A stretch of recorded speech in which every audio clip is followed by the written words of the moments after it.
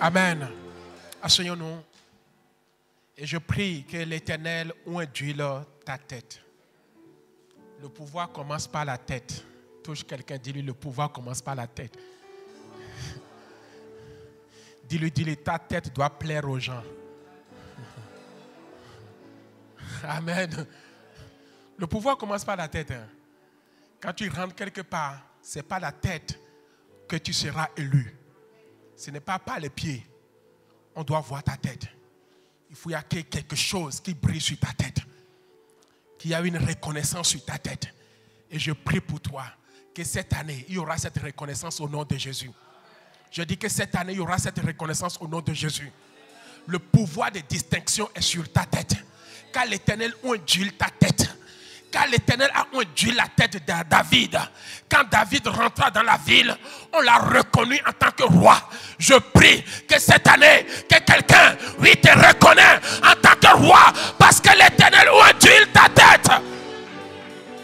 Là où tes dossiers sont bloqués à cause de cette huile, que les portes s'ouvrent devant toi. Merci Seigneur. La parole déclare que si tu crois, tu verras la gloire de l'Éternel. Crois simplement et tu verras sa gloire. Dans le nom de Jésus. Amen. On donne une offrande d'acclamation à notre Dieu.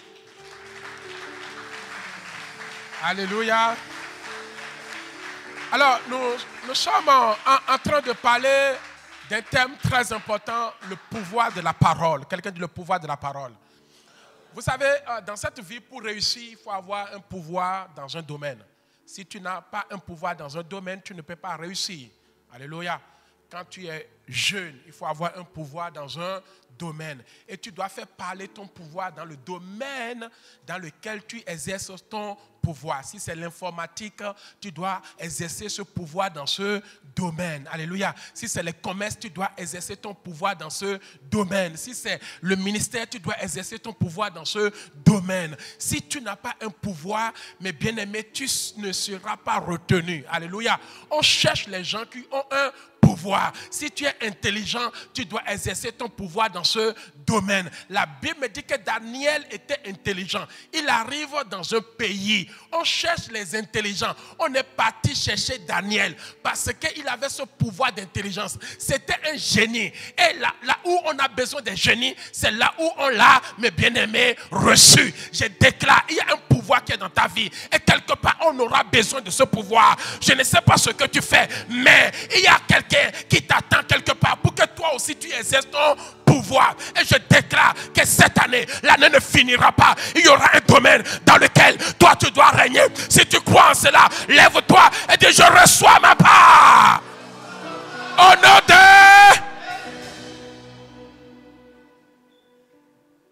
Parce que quand Dieu nous crée, il y a une étoile qu'il a déposée sur nos vies. Et l'étoile n'est que ton pouvoir. Alléluia. Et je prie que ton étoile brille encore cette année au nom de Jésus. Nous prenons rapidement la parole de Dieu dans le livre de Jean, chapitre 1er. Jean, chapitre 1er. Le Seigneur est en train de nous bénir depuis un bon moment. Et je prie que ceux-là qui exercent de faux pouvoirs sur ta vie, alléluia, qu'ils soient désarmés totalement au nom de Jésus.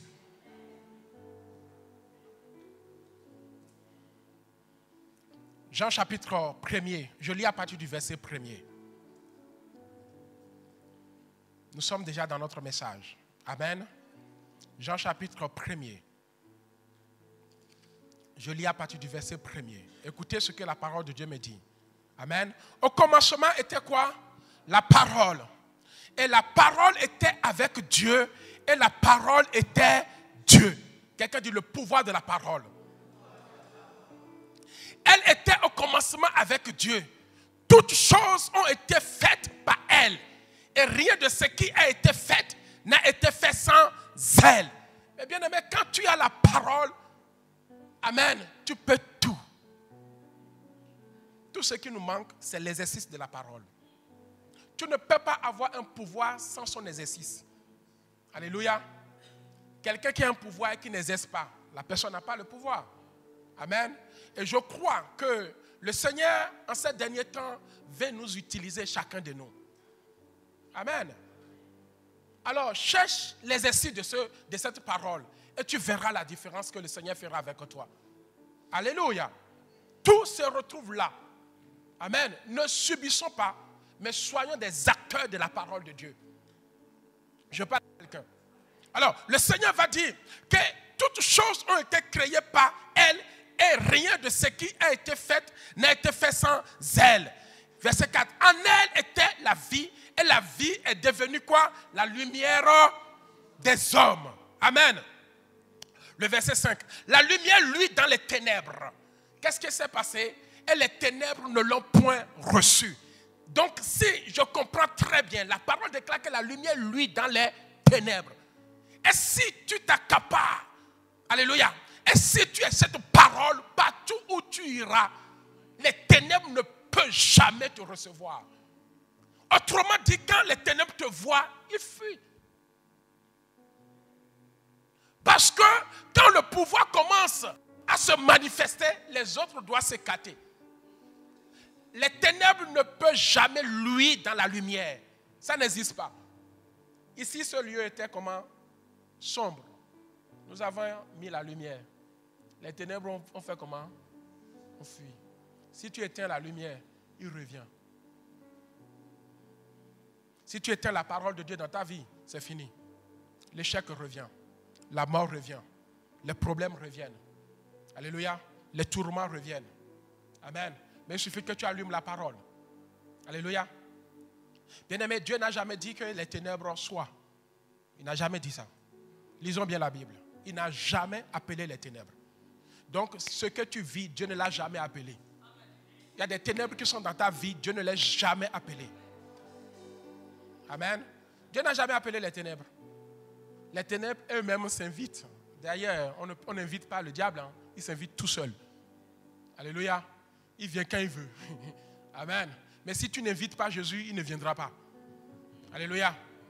Si tu ne l'invites pas, lui, il ne viendra pas. La Bible dit que la lumière soit. Et la lumière fut. Et c'est ainsi il eut le jour. C'est-à-dire quand la lumière arrive, il doit avoir comment? Séparation.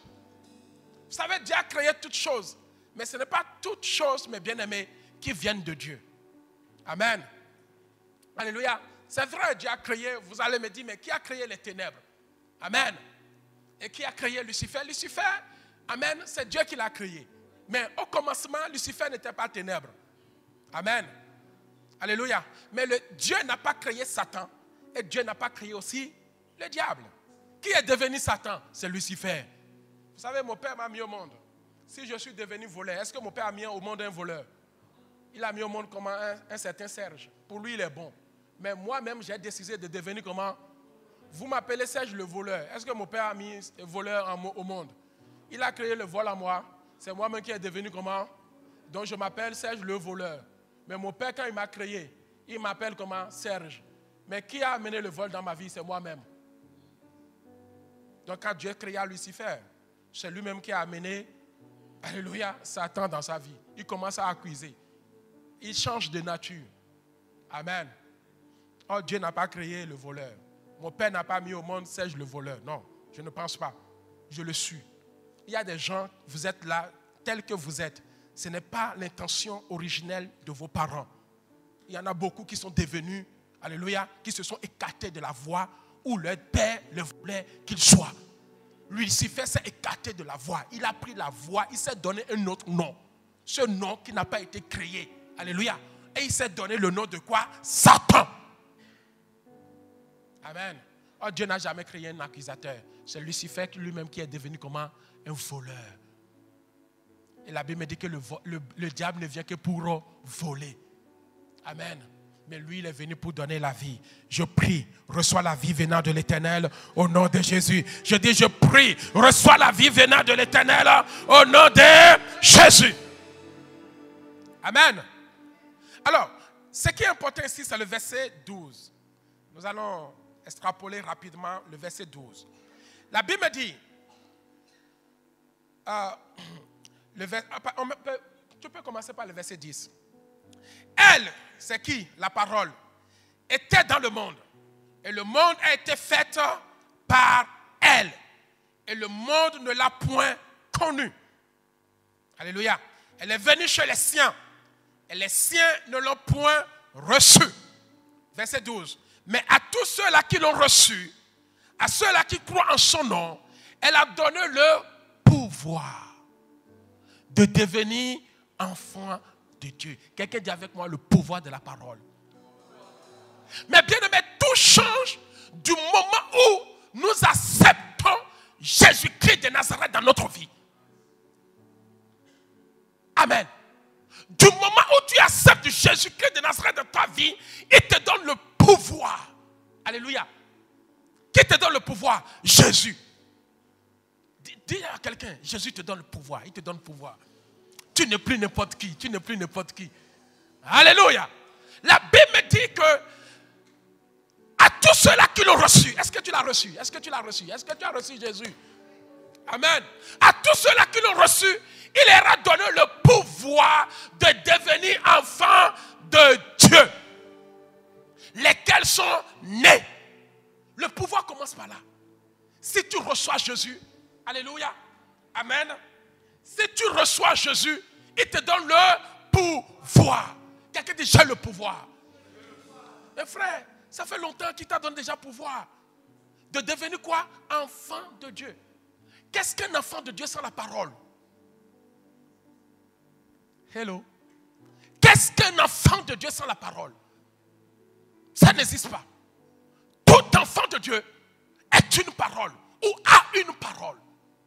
Alors tu reçois le pouvoir de devenir comment? Enfant de Dieu. Or, un enfant de Dieu, c'est quelqu'un qui a quoi?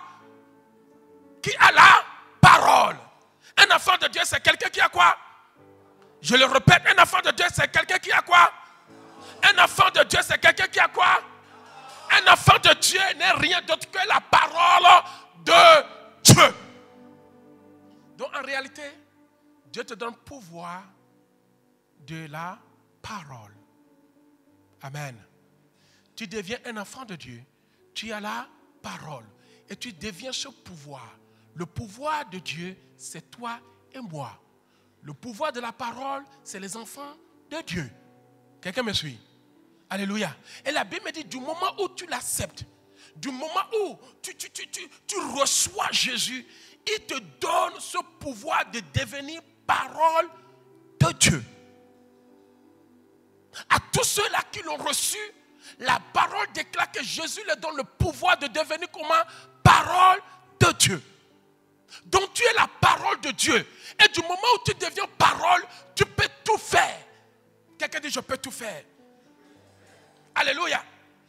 Quand tu deviens parole de Dieu, tu deviens parole de Dieu pour cette nation. Tu deviens parole de Dieu pour ta famille. Tu deviens parole de Dieu pour ton foyer. Touche quelqu'un, dis-lui, est-ce que tu es la parole de Dieu pour ta famille? Amen. La différence c'est ça. Du moment où tu acceptes Jésus, il te donne pouvoir de devenir comment? Enfant de Dieu. De devenir parole de Dieu. Parole de Dieu pour ta société. C'est-à-dire, tu peux te lever. Il y a des choses que tu peux déclarer. Et cela va arriver. Tu deviens parole de Dieu. Or, la parole de Dieu, c'est quoi? C'est une parole qui libère. C'est une parole qui guérit.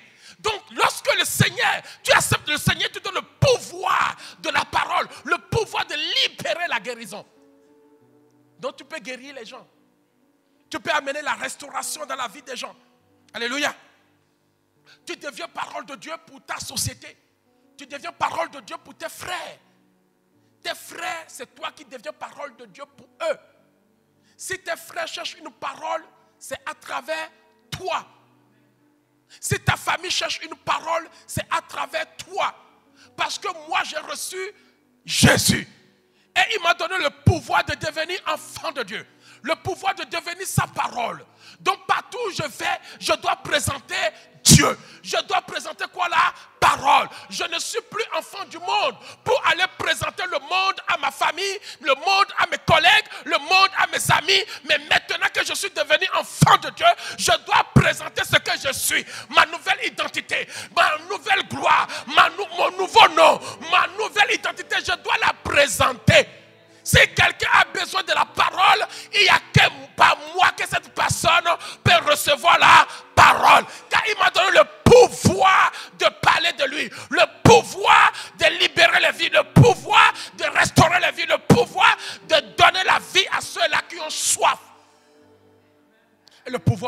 pardonner. Alléluia. La Bible me dit que tous ceux-là qui l'ont reçu, il les a donné quoi? Le pouvoir de devenir enfant de Dieu et non enfant du monde. Parce qu'un enfant du monde, lorsqu'il rentre quelque part, il fait que des pratiques du monde. Mais quand tu deviens un enfant de Dieu, tu as le pouvoir de la parole. Tu peux changer l'atmosphère. Tu peux parler à des situations. Tu peux ordonner, tu peux arrêter mais les décrets, tu peux dire des choses parce qu'il te donne ce pouvoir de parler. Alors comme tu as le pouvoir, les principautés ne peuvent rien, la sorcellerie ne peut rien parce que tu parles en tant que quelqu'un qui a le pouvoir. Tu peux parler dans ta famille pour dire non, il a fait de moi, un pouvoir. Il m'a donné le pouvoir de parler. Oh, les gens vont te poser la question. Tu parles en tant que qui? Tu es le fils de qui? Tu es la fille de qui? Tu dis non, je suis la fille du roi des rois, le seigneur des seigneurs, le roi des rois. Quand je n'étais rien, j'étais dans ce monde, mais il m'a donné le pouvoir. Maintenant, je peux changer tout. Je peux arrêter, oui, les malédictions. Je peux arrêter les soucis. Autrefois, je ne pouvais pas pardonner à mes frères, à mon père, à ma mère. Mais ce soir, il m'a donné le pouvoir de le faire.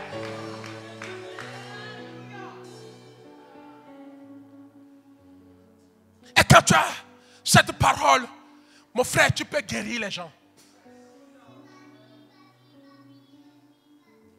Tu n'es plus n'importe qui, t'a donné le pouvoir de.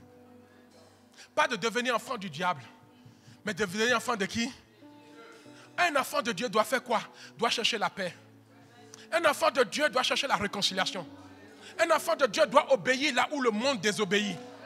Un enfant de Dieu doit être intègre là où le monde est. Je ne sais pas comment. Un enfant de Dieu doit être reconnaissant là où le monde, mes bien-aimés, exerce l'ingratitude.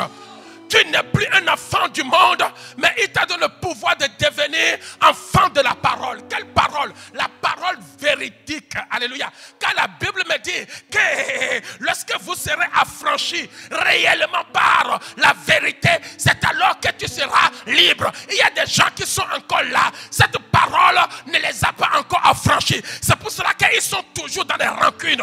Ils sont toujours dans des problèmes. Ils sont toujours dans les attaques. Ils sont toujours dans la sorcellerie. Ils sont toujours dans des trucs, mais bien aimés, encore dans ce monde. Mais lorsque la parole réellement t'a franchi, tu peux dire à ton frère, si cela dépend de moi, je ne le ferai pas. Mais il y a quelqu'un qui m'a affranchi. Je vais le faire au nom de Jésus. Je vais te pardonner au nom de Jésus. Je vais te guérir au nom de Jésus. Je vais te restaurer au nom de Jésus. Parce que mon pouvoir de l'orgueil a été ôté. Il m'a donné son pouvoir. Il m'a donné son autorité. Il m'a donné sa gloire. Alors si c'est moi qui parle, quelqu'un se lève et dit, le pouvoir m'a été donné. La mort ne peut plus me retenir. La malédiction ne peut plus me retenir. La malédiction ne peut plus me retenir. Le monde ne peut plus me retenir. Et à partir de ce soir, je foule au pied le monde. Le monde est foulé au pied. Toi, monde, lâche ma vie. Asseyons-nous. Alors, si Dieu te donne pouvoir de sa parole, donc Dieu ne peut rien faire sans toi. Vous savez, là où je suis, où vous prenez les gens qui ont le pouvoir, alléluia, vous allez voir que le premier ministre, le président lui donne quoi? Pouvoir. Donc là où le premier ministre doit exercer le pouvoir que le président lui a donné, on n'a plus besoin du président. Parce qu'on lui a donné pouvoir. Si Dieu me donne pouvoir de faire certaines choses, je n'ai plus besoin de lui. Il attend que j'agisse simplement. Si tu es ici, tu envoies ton enfant quelque part pour dire, je te donne pouvoir d'aller ouvrir la porte. Tu arrives devant la porte, tu dis, hé, maman, je t'attends. Maman va te dire, mais je t'ai donné pouvoir, non? Tu as le code, fais simplement le code. Tu dis, non, maman, comme c'est un domaine privé, ça t'appartient. Et maman te dit, c'est moi qui te donne pouvoir. Ouvre simplement, tape le code que je t'ai donné. Et les gens vont te dire, non, ce n'est pas toi qui peux le taper, que c'est ta maman. Tu dis, non, j'ai reçu l'ordre. C'est pour cela que dans tout contrat, alléluia, quel que soit le contrat, on veut toujours une deuxième personne. Au cas où. Alléluia. Donc c'est ce qu'on appelle, on va déléguer le pouvoir. Amen. Ce qu'on appelle, on va déléguer la signature de quelqu'un. Si moi je vais agir légalement au Bénin, alléluia, je vais choisir mon frère. Je vais aller, mes bien-aimés, dans des registres, dans municipaux. Et je vais signer un acte d'autorisation de ma signature. Je donne à mon frère de l'autre côté. Il agit sans moi. Il retire l'argent sans moi. Autrement dit, quand Dieu nous donne pouvoir, Dieu n'a plus besoin de se déplacer. Il attend que toi et moi, nous agissons. Parce qu'il nous a donné pouvoir. Mais bien aimé, peu importe ce qui est derrière ce code, puisque tu as reçu le pouvoir, la chose ne peut pas t'engloutir. Parce que tu deviens un enfant légitime. Mais si c'est quelqu'un qui a volé et qui passe par là, on peut l'arrêter. Je parle à quelqu'un. Dieu nous a donné le pouvoir de devenir enfants de Dieu. Donc il y a des choses que les enfants de Dieu font. Tu peux aussi le faire. Alléluia. Il y a des choses que les enfants du monde font. Alléluia. Tu n'as plus le droit de le faire. Amen.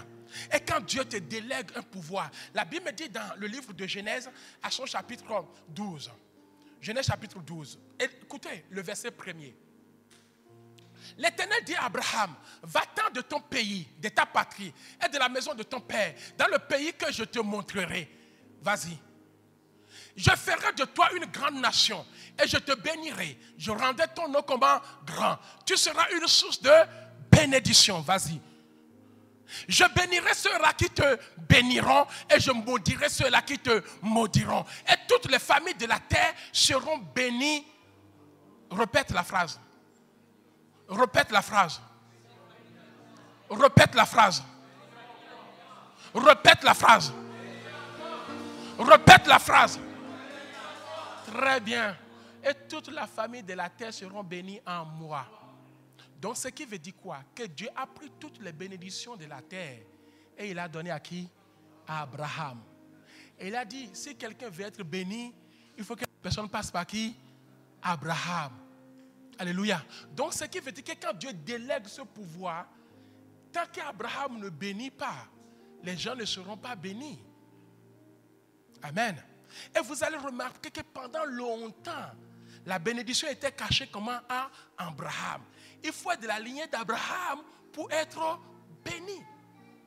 Alléluia. Amen. Alléluia. Mais aujourd'hui, vous allez remarquer que comme Dieu a déjà donné la bénédiction à Abraham, Dieu ne peut rien faire sans Abraham. Et Dieu lui-même va dire, puis-je faire quelque chose sans mon serviteur Abraham? Non. Est-ce que je cacherai quelque chose à mon serviteur à qui? Abraham. Dieu a déjà donné la bénédiction. Maintenant, c'est à Abraham de bénir. Amen. Alors, il y eut une situation dans la vie de Abraham. Alors, dans le livre de Genèse chapitre 20.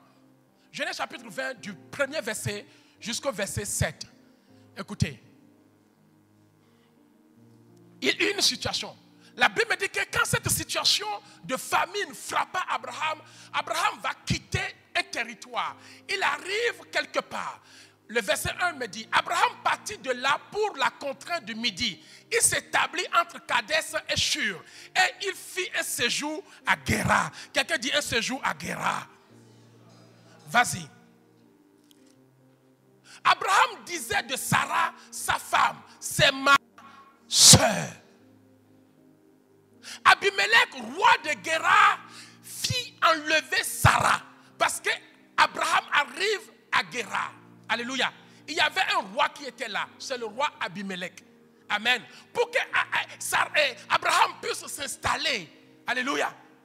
Amen. il ne peut pas s'installer sans passer par le roi.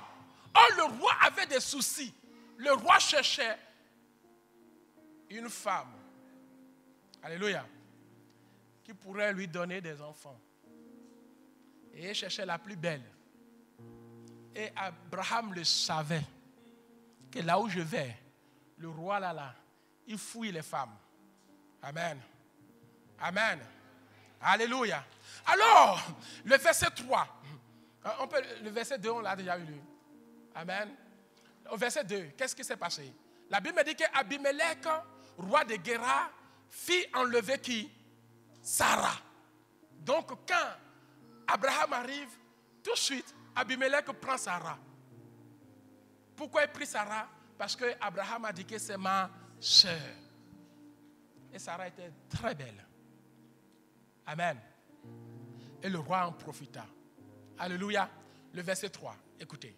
Alors, Dieu apparut en songe à Abimelech pendant la nuit.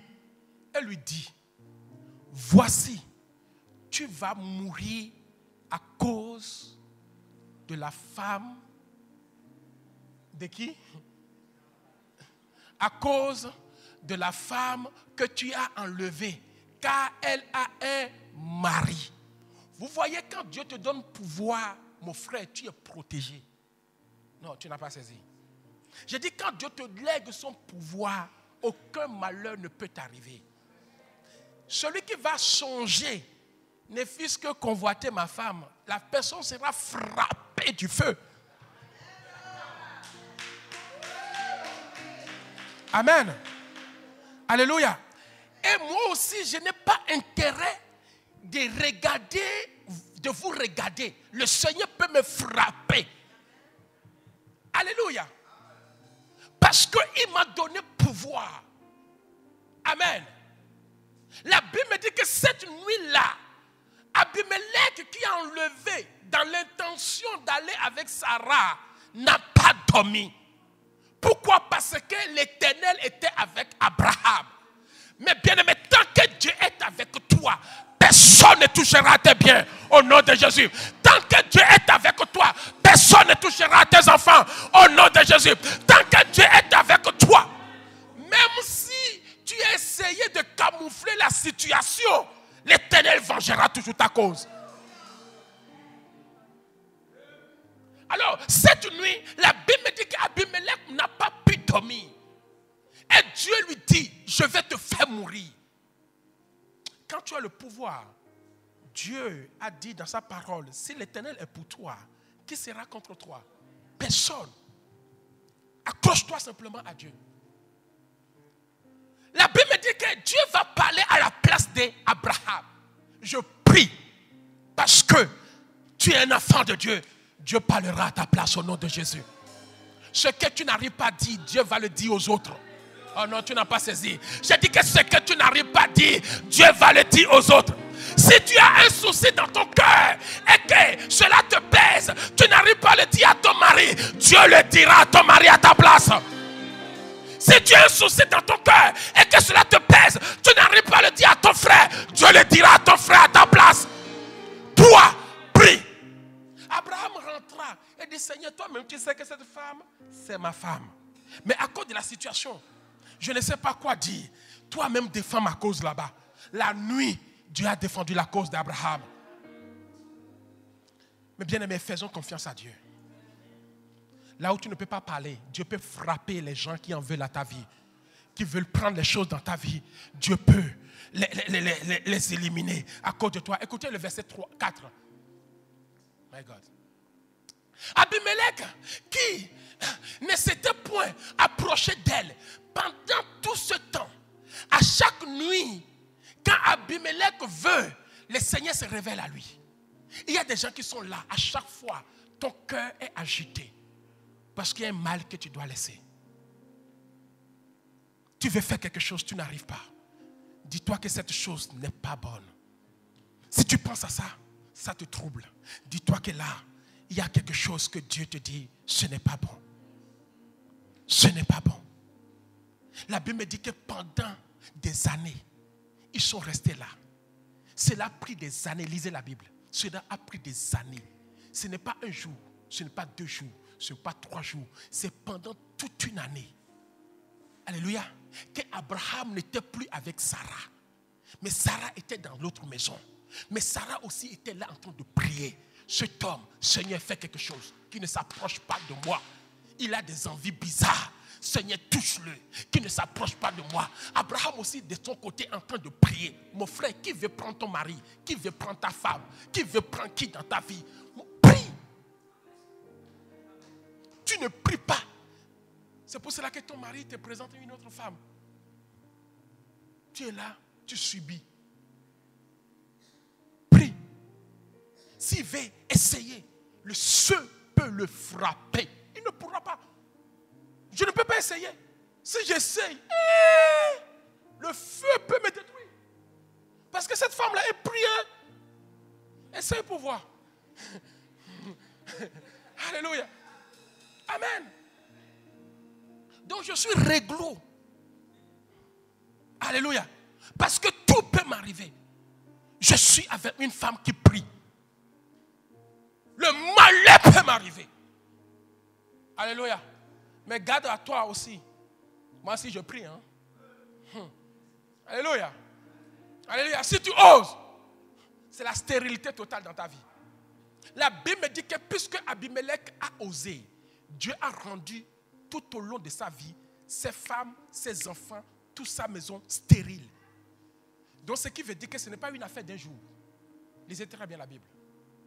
Donc aussi longtemps qu'Abraham a demeuré dans cette maison, les femmes d'Abimelech ne pouvaient plus concevoir. Tous étaient stériles. On peut continuer la parole de Dieu. Abimelech, ne s'étant plus approché d'elle, répondit: Seigneur, ferai-je, tu péris même une nation juste? Continue. Ne m'a-t-il pas dit, c'est ma soeur, et elle-même n'a-t-elle pas dit, c'est mon frère? J'ai agi avec un cœur pur. Alléluia. J'ai agi avec un cœur comment? Pur. Et avec des mains comment? Innocentes. Tu peux te justifier comme tu veux. Alléluia. Mais Dieu regarde son serviteur. Quelqu'un dit: Dieu regarde son serviteur. Continue le verset 6. Dieu lui dit en songe: je sais que tu agis avec un cœur pur. Aussi t'ai-je empêché de pécher contre elle. Toutes les fois que tu veux essayer, je t'empêchais. C'est pourquoi je n'ai pas permis que tu la touchasses. Mais bien aimé, Dieu est horreur. Alléluia. Même quand vous essayez, vous qui n'êtes pas mariés, alléluia, vous n'êtes pas mariés, vous voulez toucher. Mais vous amenez problème dans votre foyer. Vous amenez problème dans votre foyer. Demain, pendant que nous sommes libres, vous êtes en train de briser les liens que vous avez amenés dans votre jeunesse. Ce que vous ne devrez pas faire, vous l'avez fait. Amen. Quand moi je me suis marié, on m'a dit: prends ta femme. Ah, chez nous, après la dot, c'est la liberté. J'ai dit: hey, c'est pour vous ça la liberté. Mais moi, la dot n'est pas la liberté. Alléluia. J'ai dit: tu restes là-bas. Je dois attendre. Et j'ai attendu. J'ai attendu jusqu'au mariage. Alléluia. Et c'est là où j'ai connu ma femme. Est-ce qu'on peut acclamer le Seigneur? Aujourd'hui, je n'ai plus de soucis dans ce niveau. Alléluia. J'avance parce que je n'ai plus de démons de péché à détruire. J'ai évité. Si tu es là, tu m'écoutes, évite. Sinon, tu vas souffrir. Alléluia. Et ça va durer. Amen. Écoutez, est-ce que je parle à quelqu'un? Alors, Dieu lui dit: je sais que tu agis avec un cœur pur. Aussi t'ai-je empêché de pécher contre moi. C'est pourquoi je n'ai pas permis que tu la touches. Verset 7. Maintenant, rends la femme de cet homme, car il est comment? Prophète. Mon frère Abraham n'a pas vanté: moi le prophète, moi la prophétesse, moi votre prophète. Abraham est arrivé tranquillement sans présenter son identité. Mais Dieu a présenté l'identité d'Abraham. Dieu a appelé Abraham prophète. Or, quand il avait appelé, il lui avait déjà donné, je ferai de toi une grande nation. Or, c'est le prophète qu'on fait de lui une grande nation. Je vais t'établir prophète de toute la nation. En réalité, Abraham avait déjà la prophétie dès son appel. Mais il ne se glorifiait pas de cela. La Bible me dit que c'est dans la nuit que Dieu dit à Abimelech, cet homme c'est un prophète. Il ne s'est pas autoproclamé. Alléluia. Fais attention à mon prophète. Il priera pour toi. Écoutez, la Bible me dit que Dieu va dire à Abimelech, tu as besoin de la prière, mais c'est Abraham qui va prier pour toi. Mais tu as déjà parlé à l'homme de Dieu et à le roi Abimelech. Avec tout ce que tu lui as dit là, est-ce que tu as encore besoin qu'Abraham prie pour lui? Amen. Dieu lui-même pouvait bénir Abimelech directement, mais Dieu n'a pas voulu. Mais Dieu attend que celui à qui il a donné la bénédiction, le pouvoir de bénir, puisse bénir. Amen. Il y a des gens comme ça à qui Dieu a donné le pouvoir de bénir. Alléluia. Et dans ta nuit, tu peux rêver pour dire, j'ai besoin que le pasteur fasse ci. Tu viens avec révélation et le pasteur va faire ce qu'il doit te faire. Alléluia. La Bible me dit que cette nuit, Dieu va lui dire, il faut que tu appelles qui? Abraham. Et qu'il prie pour toi. Il priera pour toi et tu vivras. Parce que moi, je t'ai déjà dit que tu vas mourir. Mais celui qui va ôter la malédiction, c'est que mon serviteur. Il y a des choses que les gens ont dit sur ta vie, qu'il t'arrivera. Mais il faut que tu trouves la personne que Dieu a choisie pour changer les choses. Et je prie que cette année, tout ce qu'ils ont dit te concernant, je déclare au nom de Jésus, le malheur ne te frappera pas, le malheur ne t'atteindra pas, tu ne mourras pas. Mais je déclare que tu vivras dans le nom de Jésus. Mais si tu ne la rends pas, sache que tu mourras, toi et tout ce qui t'appartient. Alors maintenant, verset 17. Verset 17. Alléluia. Amen. La Bible me dit qu'Abraham pria Dieu. Amen. Et Dieu guérit Abimelech, sa femme et ses enfants. Et elles purent enfanter. Alléluia. Le verset 18. Car l'Éternel avait comment? Frappé de stérilité toute la maison de qui? D'Abimelech. À cause de qui? À cause de qui? Donc pensez-vous que cette affaire est une affaire d'un jour? Pour qu'on a pu constater quoi? La stérilité sera dû durer des années. Amen. Pour qu'on a pu constater que même les enfants d'Abimelech n'arrivent pas à avoir des enfants, c'est à cause de Sarah. Et il y a des choses qui ne t'appartiennent pas et que tu as pris. Ton foyer dans des problèmes. Problèmes financiers. Tout est stérile. Tes enfants ne parlent pas. Mon frère, ma soeur, libère. Libère les Sarah que tu as pris. Libère les choses de ce monde qui est encore en toi. Abimelech ne devrait pas avoir Sarah dans sa maison. Il y a des pratiques de ce monde que tu ne dois pas avoir en toi. Tant que tu ne les délaisses pas, c'est stérilité. Il y a des femmes de bureau que tu ne dois pas avoir dans ta vie. Tant que tu ne renonces pas à ça. Il y a des messieurs de bureau. Amen. Que tu as. Amen. Dans ta maison, toi-même, tu sais les pratiques que tu as. Alors Dieu te dit, enlève. Dieu te dit, arrête. Dieu te dit, ne fais pas. J'ai établi un prophète. Il s'appelle le pasteur Serge. Va lui dire, pasteur, aujourd'hui, j'ai décidé de confesser. Je prierai pour toi. Les choses changeront. Parce qu'il y a quelqu'un qui a reçu le pouvoir. La Bible me dit que tout au long de la vie d'Abimelech, il y avait problème, il y avait stérilité, il y avait des choses. Alléluia. Mais bien aimé, Dieu avait besoin d'Abraham. Dieu pouvait bénir Abimelech. Alléluia. Mais Dieu a dit, je veux, comme j'ai déjà donné le pouvoir à qui? À Abraham de le faire. Il n'y a que lui qui peut te bénir. Et Abraham arriva bénir Abimelech. Et à partir de ce jour, Abimelech, sa femme peut accoucher, ses enfants peuvent accoucher. Tout ce qui était stérile a commencé par aller de l'avant. J'aimerais dire à quelqu'un, il y a un Sarah qui est encore dans ta vie, ôte-les. Il y a un comportement qui est encore là. Il y a une pratique qui est encore là. Tu ne peux pas exercer le pouvoir, alléluia, avec des choses étrangères dans ta vie. Il y a quelqu'un que Dieu a choisi. Donne à César ce qui est à César et donne à Dieu ce qui est à Dieu. Est-ce que je parle à quelqu'un? Est-ce que quelqu'un peut se lever et dire gloire à Jésus? Amen. Alors, j'aimerais finir mon message en disant que celui qui a le pouvoir est honoré. L'honneur revient à ceux-là qui ont le pouvoir. Cherche à avoir le pouvoir et tu vas voir quel honneur on te donnera. Si tu n'as pas de pouvoir, les gens vont te bafouer, les gens vont te critiquer, les gens vont te rejeter. Il n'y aura aucun honneur qui te sera réservé. Tous ceux-là qui ont le pouvoir, on les honore toujours. Je parle à quelqu'un. À combien plus forte raison tu as le pouvoir de la parole? On peut t'honorer toi aussi parce que tu agis bien.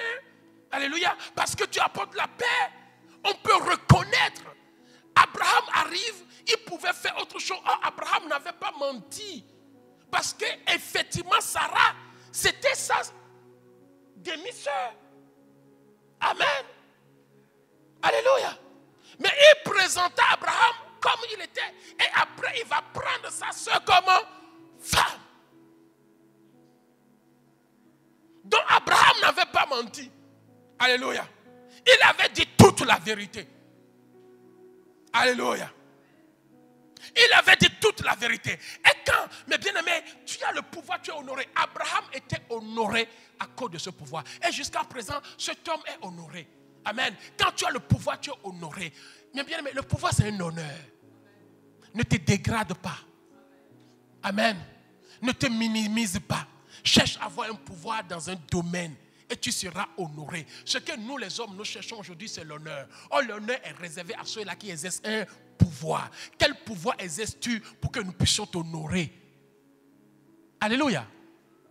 La Bible me dit quand Jésus arriva sur la terre, c'était un pouvoir qu'on a donné à qui? À Jésus. Jésus avait le pouvoir de son Père. Quelqu'un dit Jésus avait le pouvoir de son Père. Alléluia. Alléluia. Dieu a donné pouvoir à Jésus. Et quand Jésus arrive, Dieu ne peut rien faire. Parce qu'il a donné pouvoir à qui? À Jésus. Amen. Hey, Jésus, quand Jésus arrive, Jésus va dire, mon Père agit et moi aussi j'agis. Tout ce que le Père fait, le Fils aussi le fait. Tout ce que vous voyez le Père faire, le Fils aussi le fait. Donc quand Jésus arrive, il n'a pas parlé de lui-même. Il parle toujours de celui qui lui a donné pouvoir. Quelqu'un me suit? Alors quand Jésus arrive, il commence à opérer des miracles. Il commence à agir au nom de Dieu. Les gens s'étonnaient pour dire, mais d'où viens-tu? Et il dit, tout ce que je fais vient de celui qui m'a donné pouvoir, mon Père. Alléluia. Et les gens cherchaient, mais ils ont compris que cet homme exerce un pouvoir qui vient de son Père. Le Père ne pouvait rien faire. Qu'est-ce que Dieu peut faire sans Jésus? Jamais. Alléluia. Dieu ne pouvait rien faire sans qui? Sans Jésus. Alléluia. Et quand Christ est en toi, c'est autre chose. Quelqu'un me suit? Allons rapidement dans le livre de Jean 14. Jean 14, verset 6. Jean 14, verset 6. Écoutez. Jésus lui dit, je suis le chemin, la vérité et la vie. Nul ne vient au Père que par moi. Écoutez, Jésus a tellement le pouvoir qu'il pourrait dire que vous ne pouvez pas aller au Père sans passer par moi. Je parle à quelqu'un. Quand on te donne le pouvoir, on n'a plus besoin de celui qui a donné le pouvoir. Dieu a donné le pouvoir à qui? À Jésus. On n'a plus besoin de Dieu. C'est Jésus qui faisait tout. Et Jésus va dire aux gens, vous ne pouvez pas voir le Père sans passer par moi. Celui qui veut voir le Père doit passer par moi. Pourquoi? Parce que le Père m'a donné pouvoir. Comment toi, tu dis, tu veux aller voir le Père, mais tu ne passes pas par Jésus. Ça ne marche pas. Donc, nous comprenons la mission de Jésus. Jésus est arrivé pour réconcilier le monde avec Dieu. Amen. Donc, le monde ne peut jamais être réconcilié avec Dieu sans passer par Jésus. Donc, celui qui veut voir, mes bien-aimés, Dieu doit passer par Jésus parce qu'on lui a donné pouvoir. Continue. Verset 7. Amen. Si vous me connaissiez, vous connaîtrez aussi mon Père. Et dès maintenant, vous le connaissez parce que vous m'avez vu. Donc Jésus parlait, dit que celui qui m'a vu a vu qui? Le Père. Si vous choisissez le pouvoir du Père, prenez le pouvoir du Fils. Celui qui prend le pouvoir du Fils a le pouvoir du Père. Je parle à quelqu'un. Continue verset 8. Philippe lui dit, Seigneur, montre-nous le Père et cela nous suffit. Continue. Jésus lui dit, il y a si longtemps que je suis avec vous et tu ne m'as pas connu. Philippe, celui qui m'a vu a vu le Père. Autrement dit, j'ai le pouvoir du Père. Vous ne pouvez rien faire sans moi. Regardez comment Jésus parle. Il exprime son pouvoir. Il veut être honoré. Il veut que les gens l'honorent, que c'est lui qui a le pouvoir. Amen. Pour couper court. Maintenant, la Bible me dit, lorsque Jésus arrive, il nous donna aussi le pouvoir. Alléluia. Donc aujourd'hui, nous avons le pouvoir de qui? De Jésus. Nous n'avons pas le pouvoir de Dieu, suivez-moi très bien. Mais nous avons le pouvoir que Jésus nous a donné. Délégué pour léguer. Jésus l'a délégué et lui nous a légué le pouvoir. Suivez-moi très bien. Maintenant, nous sommes devenus ce que nous sommes devenus. Qui nous a donné le pouvoir? Est-ce que c'est Dieu? C'est Jésus. Il dit à tous ceux-là qui l'ont reçu, à tous ceux-là qui lui ont donné son nom, il les a donné le pouvoir. Ce qui est, c'est il, Jésus, de devenir enfant de Dieu. Maintenant que nous avons le pouvoir, qui nous a donné le pouvoir? Jésus. Aujourd'hui, toi et moi, nous exerçons au nom de qui? De Jésus. Donc en réalité, celui qui cherche Jésus, il doit trouver qui? Non, vous aussi. Ok. Jésus lui disait que je suis venu pour réconcilier le monde avec eux. Celui qui cherche Dieu doit passer par moi, Jésus. Maintenant, en réalité, celui qui cherche Jésus doit passer par qui? Par toi et moi. En réalité, personne ne peut voir Jésus sans toi, sans moi. Les gens ne cherchent pas Dieu aujourd'hui, hein? On est d'accord. Les gens cherchent qui? Jésus. Nous avons le pouvoir. Personne ne peut voir Jésus sans passer par nous, sans passer par notre travail. Si tu n'évangélises pas, qui va voir Jésus? Mais bien aimé, moi je n'ai jamais vu Dieu. C'est quelqu'un qui m'a parlé de qui? De Jésus. Mais pour que je puisse atteindre Jésus, j'ai besoin d'une personne. Et cette personne m'a évangélisé. Pour qu'aujourd'hui je puisse parler de Jésus. Je n'ai pas vu Jésus directement. Et quand j'ai vu cette personne, j'ai vu Jésus. Donc en réalité, Jésus nous a dit que celui qui vous reçoit, me reçoit. Celui qui vous a vu, m'a vu. Mais lui-même, il disait, celui qui m'a vu, a vu le Père. Donc en réalité, si quelqu'un veut voir Jésus, il faut que la personne passe par ton œuvre. Ta capacité d'évangéliser. Les gens cherchent Jésus, ils ne peuvent pas le rencontrer. Personne ne peut voir Jésus sans passer par le passé Serge. Personne ne peut voir Jésus sans passer par toi. Notre pouvoir est là. Qu'est-ce que tu communiques aux gens? Si les gens te voient et ils ne sont pas attirés par Jésus, dis-toi qu'il y a un problème. de conversion. Tu n'es pas converti. Jésus pourrait dire, vous ne pouvez jamais voir le Père sans passer par moi.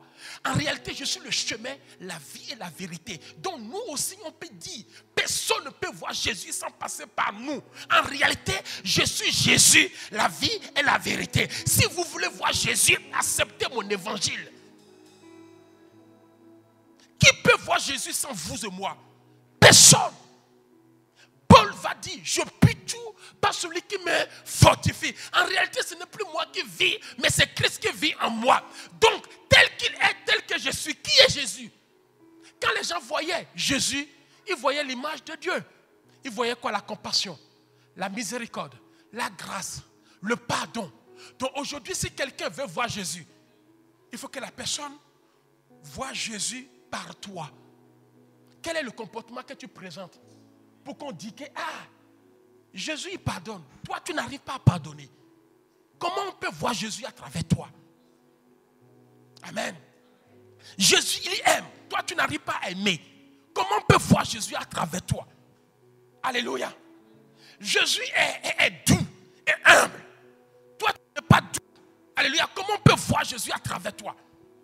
Personne ne peut voir Jésus sans toi et moi. Je me fais comprendre. Donc, toi et moi, quand nous sommes sur le terrain, est-ce que nous-mêmes, non, nous parlons de qui? De Jésus. Donc, en réalité, il y a des gens, leur vie dépend de ce qui sort de ta bouche. Il y a des gens, leur bénédiction dépend de ce qui sort de ta bouche. Il y a des gens, leur gloire dépend de ce que tu sors de ta bouche. Il y a des gens, mes bien-aimés, les libérations dépendent de ce qui sort de ta bouche. Parce que la libération du monde dépend de ce que Jésus allait faire. Et Jésus s'est crucifié pour que les gens soient sauvés. Toi aussi, il faut que tu crucifies ta chair pour que les gens soient sauvés. Si nous ne prêchons pas le pardon dans l'église, nous sommes une assemblée de mafias, des orgueilleux. Hello. La première chose que nous prêchons dans l'église, la Bible dit dans le livre de Colossiens, alléluia, qu'il nous a pardonné de toutes nos offenses. Tu peux ne pas être guéri, mais pardon là, c'est la plénitude. Donc personne ne peut recevoir Jésus sans passer par moi. Mon frère, ma soeur, il y a un travail que toi et moi nous devons faire. Le monde attend avec un désir, attend la révélation des fils de Dieu. Si tu es un fils de Dieu, si le monde veut la vérité, toi tu ne dis jamais la vérité. Comment quelqu'un peut recevoir Jésus à travers toi? Amen. Le monde veut, mais bien aimé, le salut. Présente le salut aux gens. Ce n'est pas notre prédication que les gens sont sauvés. Ce n'est pas notre attitude que les gens sont sauvés. Ce n'est pas notre comportement que les gens sont sauvés. Ce n'est pas notre manière que les gens sont sauvés. Les gens étaient réconciliés à Dieu à cause de l'attitude et du comportement que présentait Jésus-Christ de Nazareth. Il n'y avait rien d'extraordinaire dans cet homme. Alléluia. Mais sa parole brûlait dans le cœur des gens. Nous avons ce pouvoir de donner la vie aux gens. En sortant d'ici, prêchons l'évangile.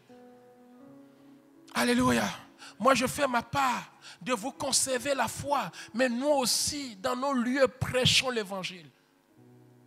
Avoir Jésus, c'est un honneur. Honore quelqu'un dans ta vie en lui présentant Jésus. Les vies sont honorées quand tu parles de lui.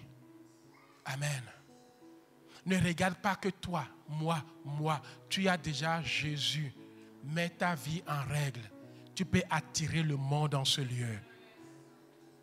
Tu peux attirer sans exception. Tout le monde peut venir à cause. Les gens ont besoin de Jésus. Mais qui peut leur parler de Jésus? Regarde-moi la personne qui veut parler de Jésus.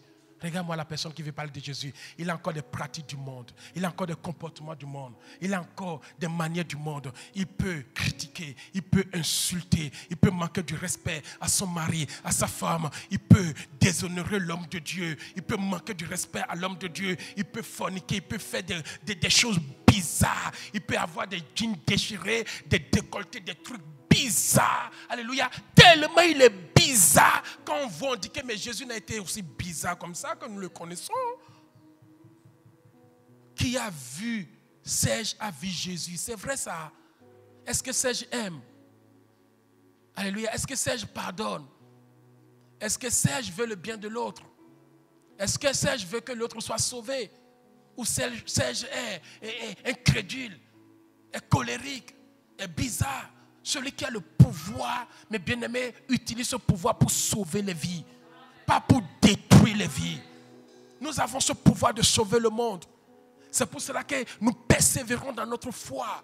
Que les gens voient, que les gens rentrent ici. Un jour, ils vont dire, mais qu'est-ce qu'ils vont faire là-bas? Moi aussi, j'irai un jour. Et quand ils vont venir, ils vont voir la personne de Jésus à travers toi et moi. Notre manière d'adorer reflète la gloire de Dieu. Notre manière de chanter reflète que nous sommes les enfants de Dieu. Nous ne nous présentons pas nous-mêmes, mais celui qui nous voit Jésus. Je veux que, oui, ta famille voit Jésus à travers toi, à travers ton comportement, que ton mari voit Jésus à travers ta vie, que ta femme voit Jésus, que tes parents voient Jésus à travers toi, que ta famille voit Jésus qu'à travers toi. Oui, qui ne se moque pas de toi. Nous donnons des excuses en disant, oui, depuis que j'ai donné ma vie à Jésus, je suis critiqué, je suis, oui, mais combien tu sauves? Si tu ne sauves rien, si personne n'est pas attiré à cause de toi à Jésus, dis-toi qu'il y a un problème de conversion. Jésus est venu, il n'a jamais parlé de lui-même. Toi et moi, nous n'avons jamais parlé de nous-mêmes. Nous parlons de Jésus. Que Dieu vous bénisse. Est-ce qu'on peut acclamer le Seigneur?